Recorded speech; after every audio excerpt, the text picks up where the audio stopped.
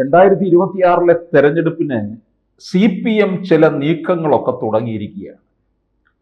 അവര് ഈ ചിലയിടങ്ങളിൽ, അതായത് വേണ്ട തരത്തില് യുവ നേതൃത്വത്തെ കൂടുതൽ ഇറക്കുന്നത് പലപ്പോഴും CPM ആണ്. പക്ഷെ ഇക്കുറി CPM ഇറക്കുന്ന യുവ നേതൃത്വം പരാജയത്തിലേക്ക് പോകും എന്നുള്ളത് ഉറപ്പായിട്ടുള്ള കാര്യമാണ്. അതിനെക്കുറിച്ച് ഞാൻ എൻ്റെ മുൻപ് പല വീഡിയോകളിലും പറഞ്ഞിട്ടുള്ളതാണ്.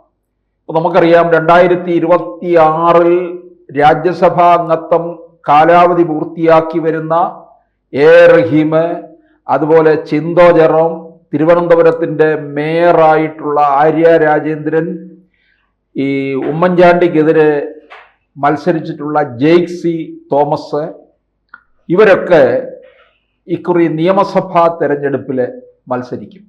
പക്ഷെ ഇവരെല്ലാം ചാവേറുകളായി മാറാനുള്ള സാധ്യതയാണ് കാണുന്നത്. സാധ്യത എന്നല്ല, ചാവേറുകളായി മാറിയിരിക്കും.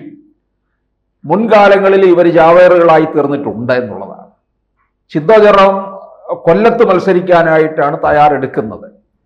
കൊല്ലമെന്ന് പറയുന്നത് NK പ്രേമേന്ദ്രൻ UDF-ന് വേണ്ടി കളം ഒരുക്കിയിട്ടിരിക്കുന്ന ഇടമാണ്. അപ്പോൾ തീർച്ചയായിട്ടും മുകേഷ് MLA-യുടെ വൻ പരാജയവും ഉണ്ടായിട്ടുണ്ട്.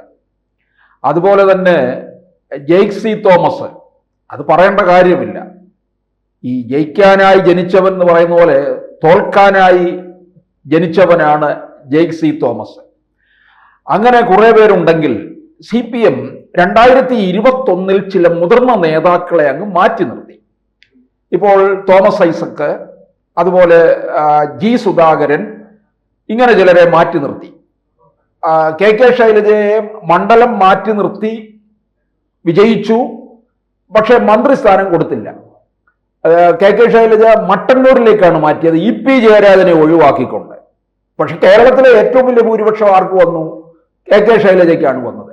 കാരണം 2016 KK ശൈലജയുടെ ആരോഗ്യമന്ത്രി എന്നുള്ള രീതിയിലുള്ള മികച്ച പ്രവർത്തനങ്ങളും കോവിഡിനെ പ്രതിരോധിക്കുന്നതിൽ വൻ വിജയം കണ്ടെത്തി എന്നുള്ളതും അതിന് സർക്കാർ PR വർക്കിലൂടെ തന്നെ മഹത്വവൽക്കരിക്കുകയും ചെയ്തപ്പോൾ KK ശൈലജ കൂടുതൽ ജനപ്രീതി നേടി. കേരളത്തിന്റെ മുഖ്യമന്ത്രി സ്ഥാനത്തേക്ക് വരെ ഒരു വനിത വരുന്നു എന്നുള്ള തരത്തിലുമായി കഴിഞ്ഞു. അങ്ങനെ ശൈലജ ടീച്ചറെയും പതുക്കെ ഒതുക്കി നിർത്തി. ഇപ്പോൾ 2026 ഇവരിപ്പോൾ നീക്കമിടുന്നത് രണ്ട് പ്രധാനപ്പെട്ട വ്യക്തികളെ ഇവർക്ക് തോൽപ്പിക്കണം. ഒന്ന്, പറവൂരിൽ VD സതീശനെ. പറവൂരിൽ VD സതീശനെ തോൽപ്പിക്കണം എന്നുള്ളത് കൊണ്ടാണ് വെള്ളാപ്പള്ളി നടേശൻ വളരെ നേരത്തെ തന്നെ പ്രവർത്തനം തുടങ്ങിയിരിക്കുകയാണ്.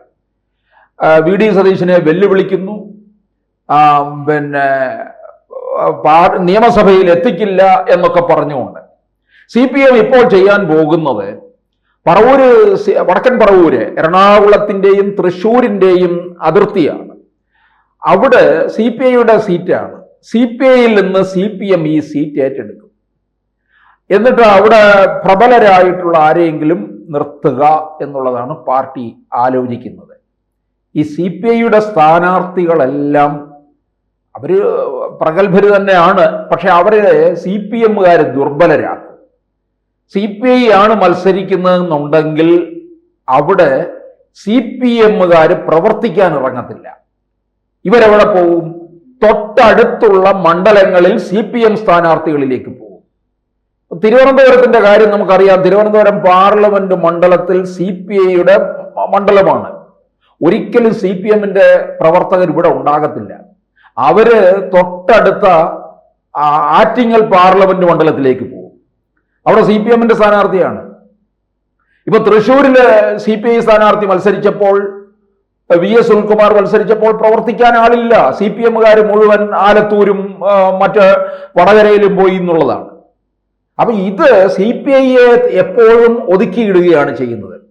അപ്പോൾ പറവൂര് CPIയുടെ കയ്യിൽ നിന്ന് ഏറ്റെടുത്തിട്ട് അവിടെ CPM ആയിരിക്കും. അതുപോലെ തന്നെ മറ്റ് രണ്ടിടങ്ങളിൽ കൂടി, അതായത് ഹരിപ്പാട് മണ്ഡലം എന്ന് പറയുന്നത് ആലപ്പുഴ പാർലമെന്റ് മണ്ഡലത്തിൽ വരുന്നതാണ്. രമേശ് ചെന്നിത്തലയുടെ മണ്ഡലമാണ്. അവിടെ KC വേണുഗോപാലാണ് വിജയിച്ചു വന്നത്. KC വേണുഗോപാല് ഹരിപ്പാട് നിയമസഭാ മണ്ഡലത്തിൽ 1-ാം സ്ഥാനത്തി. പക്ഷേ 1000-ലധികം വോട്ടുകൾക്ക് മാത്രമേ KC വേണുഗോപാലും 2-ാം സ്ഥാനത്തെത്തിയ ശോഭാ സുരേന്ദ്രനും തമ്മിലുള്ള വ്യത്യാസമുള്ളൂ. അത് രമേശ് ചെന്നിത്തലയെ അല്പം ഭയപ്പെടുത്തുന്നുണ്ട്. കാരണം ശോഭാ സുരേന്ദ്രനെ പോലുള്ള ഒരു സ്ഥാനാർത്ഥി വിചാരിച്ചു കഴിഞ്ഞാൽ മണ്ഡലം ഇളക്കി മറിച്ച് വോട്ട് സമാഹരിക്കാൻ കഴിയുന്ന ഒരു വ്യക്തിത്വമാണ് ശോഭാ സുരേന്ദ്രൻ. ആലപ്പുഴ പാർലമെന്റ് മണ്ഡലത്തിൽ 2,99,000 വോട്ടാണ് നേടിയിരിക്കുന്നത്. അതിനു മുമ്പ് ആറ്റിങ്ങലിൽ നമ്മൾ കണ്ടതാണ്. അപ്പൊ ഹരിപ്പാട് ആലപ്പുഴയിൽ VS-ന്റെ വിശ്വസ്തയായിരുന്ന CS സുജാത മുമ്പ് മാവേലിക്കരയിൽ MP ആയിരുന്നിട്ടുണ്ട്. പിന്നീടാണ് മാവേലിക്കര മണ്ഡലം സംവരണ മണ്ഡലമായി മാറുന്നത്. രമേശ് ചെന്നിത്തലയെ പരാജയപ്പെടുത്തിക്കൊണ്ടാണ് അന്ന് CS സുജാത MP സ്ഥാനത്തേക്ക് എത്തുന്നത്. അതുപോലെ 2011 CS സുജാത ചെങ്ങന്നൂരിൽ മത്സരിച്ചു. അന്ന് ചെങ്ങന്നൂരിൽ PC വിഷ്ണുനാഥാണ് വിജയിച്ചു വന്നത്. പിന്നീട് VS-ന്റെ വിശ്വസ്തയായ കൊണ്ട് അല്പം ഒതുക്കി നിർത്തുകയും ചെയ്തു. ഇപ്പോൾ CS സുജാതയെ ഹരിപ്പാട് മണ്ഡലത്തിൽ മത്സരിപ്പിക്കാൻ തീർച്ചപ്പെടുത്തിയിരിക്കുകയാണ്. അത് സംശയിക്കേണ്ടിയിരിക്കുന്നു. അവിടെ CS സുജാതയെ ഒരു ചാവേറാക്കി മാറ്റാൻ പോവുകയാണോ എന്ന്. കാരണം എന്തായാലും ഹരിപ്പാട് മണ്ഡലത്തിലെ രമേശ് ചെന്നിത്തലയ്ക്ക് ഒരു വിജയ സാധ്യത തന്നെയാണ് ഉള്ളത്. മാറ്റമില്ലാത്ത കാര്യവുമാണ്. ലോക്സഭാ തെരഞ്ഞെടുപ്പിനെ KC വേണുഗോപാൽ പിടിച്ച വോട്ടിനേക്കാൾ കൂടുതൽ വോട്ട് ചെന്നിത്തല നേടുമെന്നുള്ളത് ഉറപ്പാണ്. അതല്ലെന്നുണ്ടെങ്കിൽ തൊട്ടു പിന്നാലെ നിൽക്കുന്നത് BJPയുമാണ്. BJPയുടെ നല്ല സ്ഥാനാർത്ഥിയെ തന്നെ ആയിരിക്കും അവിടെ ഹരിപ്പാട് നിർത്താൻ പോകുന്നതും. അപ്പോൾ CPM എന്ത് ചെയ്യും? 3-ാം സ്ഥാനത്തേക്ക് പോകും. അപ്പോൾ CS സുജാത ഹരിപ്പാട് ഒരു ചാവേറായി മാറേണ്ടി വരും എന്നുള്ളതാണ്. ഞാൻ നേരത്തെ യുവ നേതൃത്വത്തിൽ കുറെ പേര് ചാവേറാകുന്നുണ്ട് എന്ന് പറഞ്ഞു. CS സുജാത മുതിർന്ന CPM നേതാവ് തന്നെയാണ്.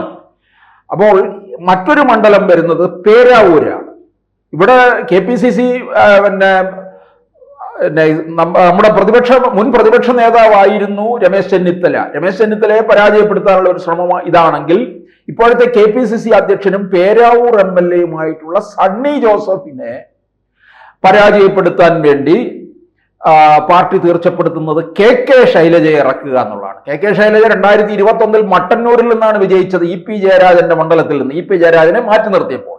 അപ്പൊ 96 കൂത്തുപറമ്പിൽ നിന്നാണ് ശൈലജ ആദ്യം നിയമസഭയിൽ എത്തുന്നത്. 2006 സണ്ണി ജോസഫിനെ പേരാവൂരില് ശൈലജ പരാജയപ്പെടുത്തിയിട്ടുണ്ട്. പിന്നീട് 2011 2016 2021 സണ്ണി ജോസഫാണ് അവിടെ നിന്ന് വിജയിച്ചു വരുന്നത്. 2016 കൂത്തുപറമ്പിൽ നിന്നാണ് ശൈലജ നിയമസഭയിലെത്തി ആരോഗ്യമന്ത്രിയാകുന്നത്. അതുപോലെ ആരോഗ്യരംഗത്ത് വലിയ നേട്ടവും നൽകുകയും ചെയ്തു. അങ്ങനെ വളരെ ജനകീയായിട്ടുള്ള ഒരു മന്ത്രിയായി മാറുകയും ചെയ്തു എന്നുള്ളതാണ്. അതിൽ അസഹിഷ്ണുത നമ്മുടെ കാരണഭൂതൻ ഉണ്ടായി. അങ്ങനെയാണല്ലോ കോവിഡ് കാലത്തെ വാർത്താ സമ്മേളനത്തിൽ നിന്ന് ശൈലജ ടീച്ചറെ മാറ്റി നിർത്തിയതും ഒക്കെ. അപ്പോൾ ശൈലജയെ ഇവിടെ കൊണ്ടുവന്ന് നിർത്തി മത്സരിപ്പിക്കുക. അങ്ങനെ മത്സരിപ്പിച്ച് ശൈലജയുടെ ഒരു മുന്നേറ്റം ഉണ്ടായി കഴിഞ്ഞാൽ KPCC അധ്യക്ഷനെ പരാജയപ്പെടുത്തി എന്നുള്ള തരത്തിലേക്ക് കാര്യങ്ങൾ നീക്കാം. അതല്ലെന്നുണ്ടെങ്കിൽ ശൈലജയും ഇവിടെ ഒരു ചാവേറായി മാറാൻ പോകുന്നോ? ഇത് CPM ബോധപൂർവം ചെയ്യുന്നതാണോ എന്നും സംശയിക്കേണ്ടിയിരിക്കുന്നു. കാരണം മുതിർന്ന ഒരു നേതാവിനെ ഇനി ഒതുക്കാനുള്ളത് ശൈലജയാണ്. EP ജയരാജന് 2021 സീറ്റ് കൊടുത്തില്ല. സുധാകരനും ഐസക്കിനും സീറ്റ് കൊടുത്തില്ല. അക്കൂട്ടത്തിലേക്ക് ശൈലജയെയും മാറ്റുകയാണോ എന്ന് സംശയിക്കേണ്ടിയിരിക്കുന്നു. കൂടുതൽ വാർത്തകളും വിശേഷങ്ങളും നിങ്ങളിലേക്ക് എത്താൻ ABC മലയാളം സബ്സ്ക്രൈബ് ചെയ്യുക. ബെൽ ബട്ടണും അമർത്തുക.